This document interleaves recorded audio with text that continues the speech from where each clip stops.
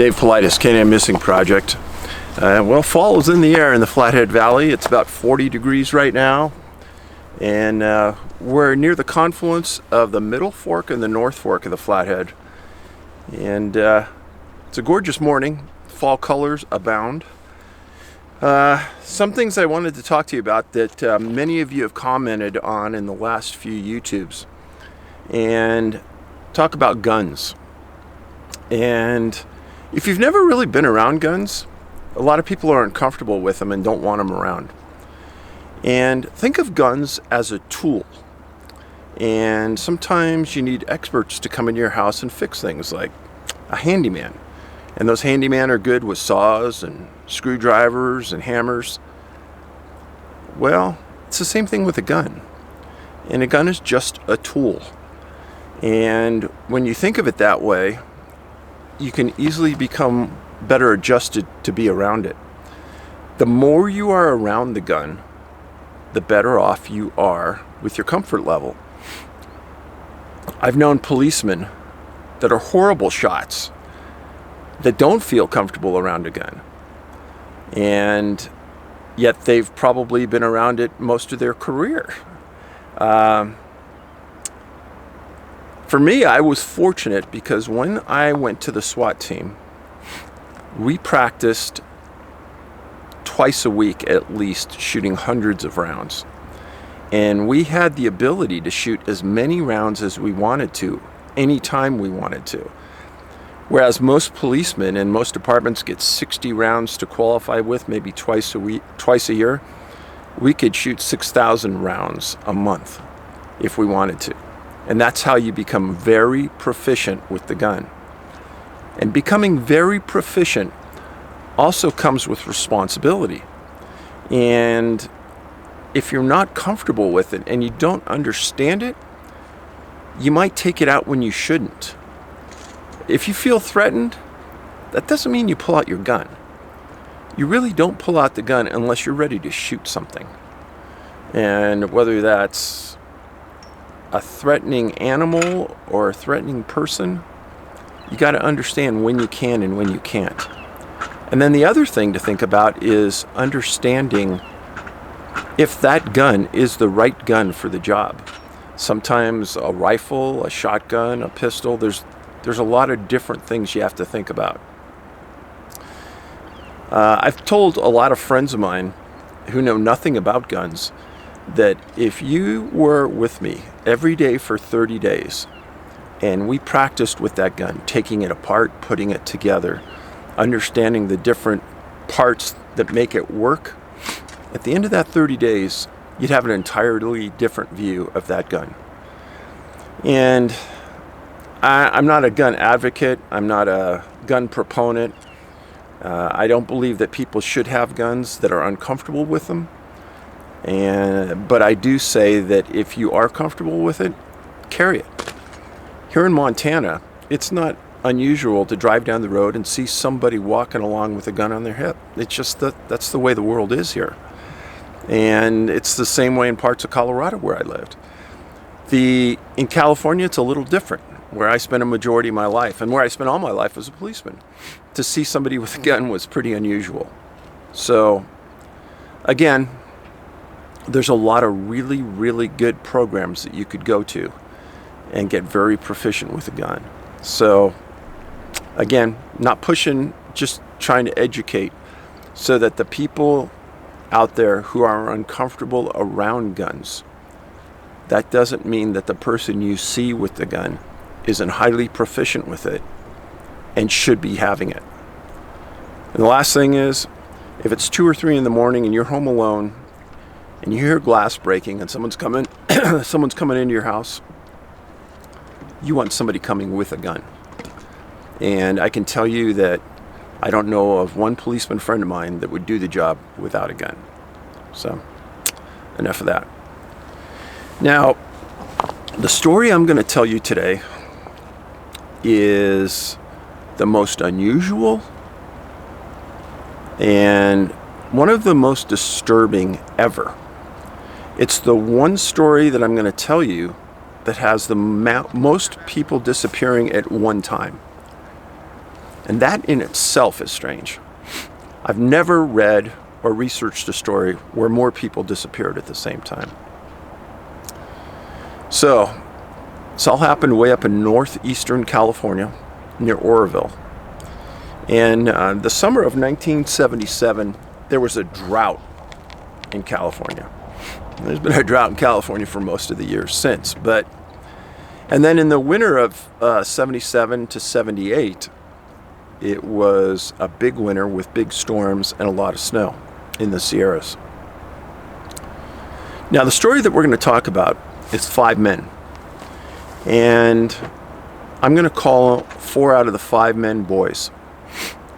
And 4 out of the 5 were mentally disabled to an extreme extent. And law enforcement and their families called them boys. So it's not out of disrespect, it's more out of endearing quality that these guys, we're going to call them boys, guys. So the articles at the time in 1978, they said that they were, they used the word retarded a lot in the article, and I guess that was the word for the time. But again, if I use that word, it's because I'll be quoting an article, but not out of disrespect. 4 out of the 5 guys knew each other for years before this event. 4 out of the 5 were cut from the same mold. Mentally disabled, wholesome, good people. Really good people. Wouldn't hurt a fly. Probably acted like somewhere between an 8 and a 12-year-old most of the time. And they met through a group called the Gateway Project outside of Marysville, California. And they kind of grew up as friends during a lot of their life.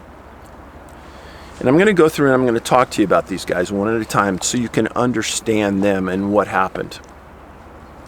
First person is a guy named Jack Madruga. He's 30 years old, and he was a dishwasher for a company called Sunsweet Growers out of Marysville. And he helped another one of his friends, a guy named Bill Sterling, land a job with the growers. And Bill worked there for a short period of time, and he just couldn't get the handle on how to be and how to operate the dishwashing equipment. But he worked there for a while. Jack was kind of slow in thinking, but he was able to manage his personal finances, and he was able to hold a job in the Army from 66 to 68 as a truck driver. And Jack, out of the 5 guys that I'm talking about, he was only one of 2 that had a driver's license. And it was Jack's car that's the centerpiece of this story. Another man. And here's the picture of the guys I want you to look at and kind of memorize. Jack Madruga. The next guy is an individual named Ted Weiher. He's 32 years old. Another guy that lacked common sense, and he questioned the simplest of instructions. And his family told a story that at one point their house caught fire. And Ted was in bed while the house was on fire. And in fact, Ted was in bed when his room was on fire. And they had to drag him out of the house. So it was that common sense issue with Ted that really hindered him in life at 32 years old. Another man, Bill Sterling, 29 years old. He received a $15 stipend every week from his parents. And he was the individual on this trip that took all the maps for Jack to follow. He had been a dishwasher at Beale Air Force Base for many months. And then his parents found out that the soldiers at the base would get him drunk and steal his money. And his folks made him quit. So you could kind of get the feeling of what the guys look like. Now stop there for a second. One thing that always bugged the heck out of me was bullies that victimized people like we're talking about. There's a friend of mine that was a San Jose policeman. His name was Joe Grosso. Joe owns a workout facility in San Jose. A lot of the San Jose Sharks worked out there. And Joe developed a program for bullying. And he, like me, hated people that were victimized by others. You know, there's always going to be somebody bigger, stronger, faster. Well, Joe was a massive man. He lifted weights. When he showed up on a scene, if there was a problem, Joe walked up and all of a sudden there wasn't a problem because he was so big. But Joe recognized that people had been bullied many times before in their life. I was bullied when I was in high school. I wasn't a big kid. And I can remember thinking, man, if I can ever do anything later in life to stop bullying, I'm going to do it. And I always made sure that my kids never bullied anybody. It's a horrific thing. And to think that Bill was bullied by the soldiers at Beale, read that part of the story, disgusted me. Now, Bill's family also owned a cabin near Bucks Lake up in the Sierras. And he took a trip there one time, and he told his parents he was never going to go back. He didn't like the outdoors, he didn't like the woods, and he didn't want to stay there. Now, another guy, Jack Hewitt, 24 years old. He was the most severely disabled of the group. He couldn't read, he couldn't write, and he couldn't use a telephone. And he didn't like being home. Didn't like being gone from home overnight. He never would. And his parents said he'd never, ever spend the night away. All of the guys together, the four, were very, very close to each other because they were on a basketball team together. And they played together all the time. And that was sort of their outlet. They liked sports, and that was their common bond. Now, there was one guy out of the group, this five, that didn't fit. His name was Gary Matthias. He was 25 years old. And he was a singer in a local band out of Marysville, played at football at Marysville High School, but he married a series of bad lifestyle choices. And he did go into the Army. He got medically discharged, and many of the articles stated it was because he was paranoid schizophrenic. He did jail time. At one point, he was locked up in a psychiatric facility, and he escaped. And the article said that Gary was able to walk over 500 miles across the state into Oregon to somebody's house. So for some reason, he had an extensive ability to be athletic. And then there were times where he got caught doing burglaries, drugs, doing bad drugs. And at about the time of this event, February 24th, 1978, just prior to that, he started to turn his life around. He started to get on some medication for his condition. He started to find new friends. And part of those new friends was the four men. And you can see Gary on the end of the photos there. Well, on February 24th, 78, the five guys had all been friendly with each other for a long time at this point. And they decided that they were going to go to a Chico State versus UC Davis basketball game. And the guys were big supporters of UC Davis. The game was in Chico, and Jack Madruga drove, and they took off, and they went to the game. Well, UC Davis got a road win. They beat Chico. Guys were happy.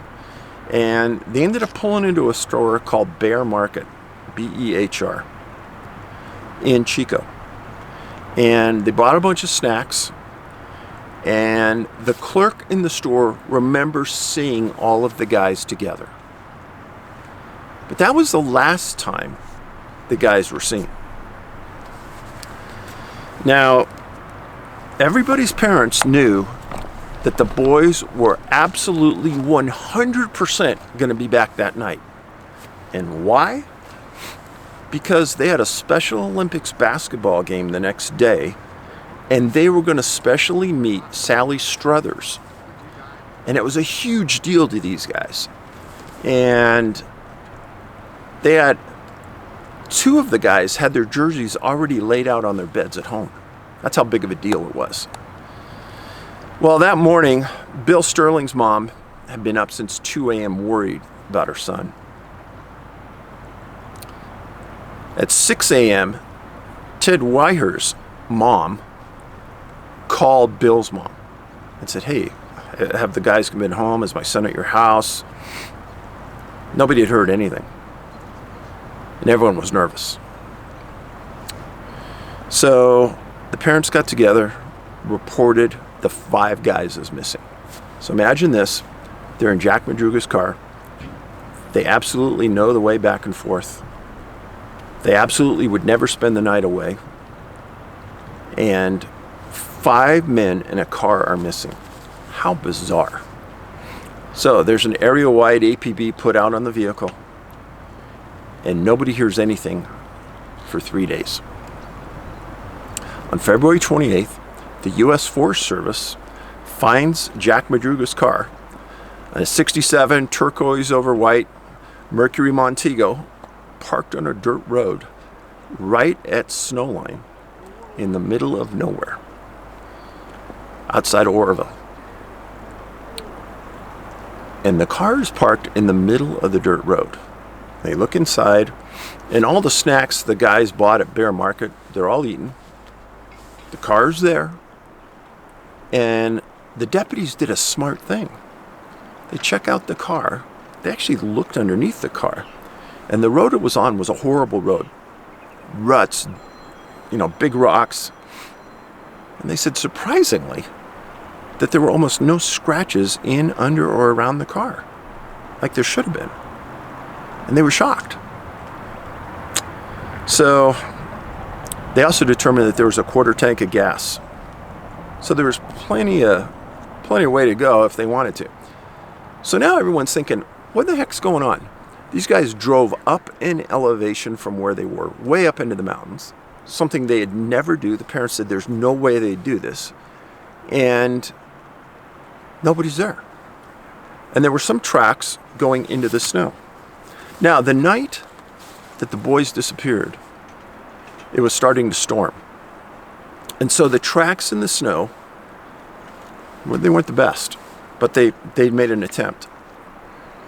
The sheriff called in 2 highway patrol helicopters from Sacramento, which isn't that far away. And they brought in ATVs, and they started to search.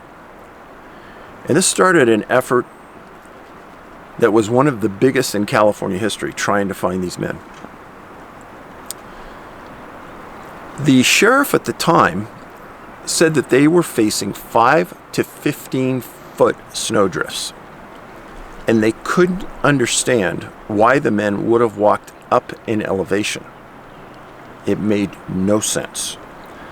Because the road that they just came up was easily passable, and they could walk down the road with ease. The families, again, told the sheriff, there is no way our sons would have done this. They're very reliable boys, and there's no way that they would have been this far off course. The sheriff committed 6,000 hours to searching. And after 3 weeks, they said, we can't find them. It continued to snow, weather deteriorated. The canines they brought in couldn't follow the tracks. And then we fast forward. We fast forward almost 3.5 months to June 4th, later that year. And a group of motorcyclists were riding in the dirt near a place called the Daniel Zink, Z-I-N-K campground, southwest of Bucks Lake. And it was 19.4 air miles from Jack Madruga's car. campground was at an elevation of 5,000 feet.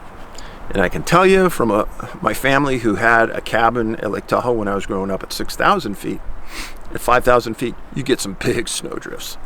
And in June, snow had started to dissipate. Motorcyclists got in. And right next to the campground, there was a small construction site. And at the construction site was a 60-foot trailer. And the motorcyclists came in and they saw a window was broken out in the trailer. And they started to look in the windows and they saw a man laying on a bed with 5 layers of sheets pulled up to his chin, and he was dead. Motorcyclists made their way out, got the sheriff, and the sheriff brought a team in, and it took them a half a day to cut their way through all the downed timber to the site where this trailer was located. And what they found is they found Ted Weir. He's found in bed under 8 layers of sheets. His pants were rolled up to his knees. And they never found his leather shoes. And they determined that he probably died of blood poisoning from gangrene on his feet. And based on the length of his beard, they guesstimated he lived 6 to 13 weeks in that trailer.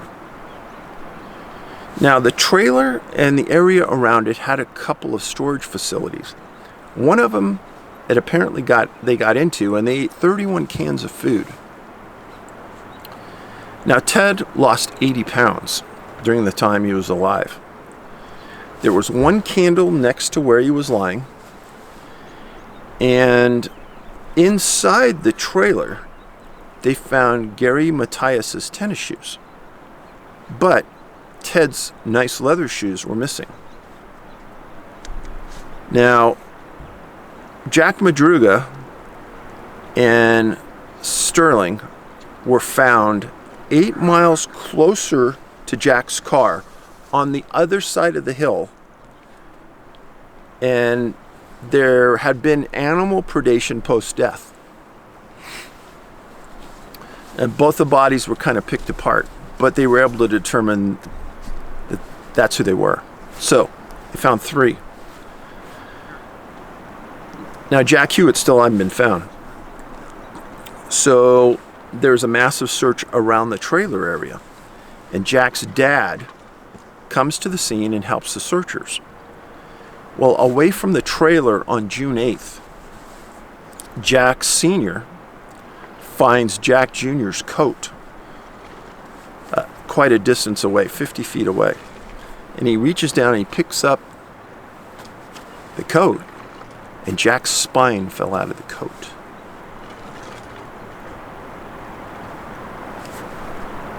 They keep searching, and they found his skull and his teeth a bit further away. Now, searchers were a little perplexed because they had now identified 4 bodies. And it's the 4 guys that had been friends forever. But Gary Matthias still hadn't been found. Now, what's weird is they found Gary's shoes in the trailer. But there's 1 pair of shoes missing. Now, when the families heard about all this, they said, first of all, our boys, they're afraid of the dark. They wouldn't walk in deep snow ever. And they were in good shape because they were basketball players, but they wouldn't have been walking up in that area. So there was some interviews done with the family, and there was some questioning done about what law enforcement had done enough, etc. And the family stated in the interviews that law enforcement treated them like idiots. and the explanations didn't make sense. There's a Yuba County sheriff named Jack Beecham, and he said the incident was, quote unquote, bizarre as hell.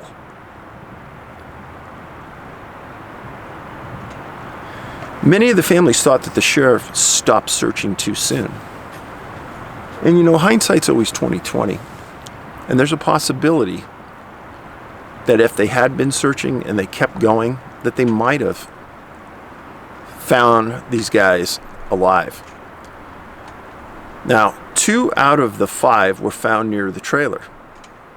Jack Hewitt was near the trailer, and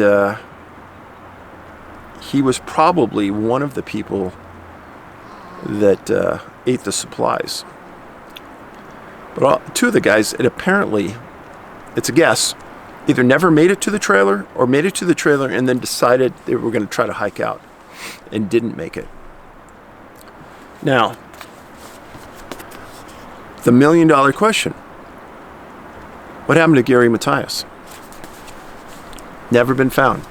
Still an open case. Very confusing. If you go back to the point and you think that Gary had the ability to walk 500 miles on his own without any supplies after escaping from a psych facility, is it possible that maybe he got out of that area alive? Well, if you think it's been 42 years since this happened,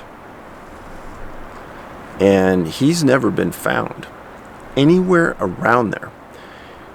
And after this event, and even after the 19 days of searching, there were many other searches in that area. And you think about the number of hunters and hikers and things that go through the Sierras, that he was never found. Very strange. Now, if you think the night the guys disappeared, there was a storm. The guys have mental disabilities. And I've written about people with disabilities disappearing. There's missing shoes. Some of the cause of death could never be determined just based on the condition of the bodies. I've really never commented much on this story because it is very complex.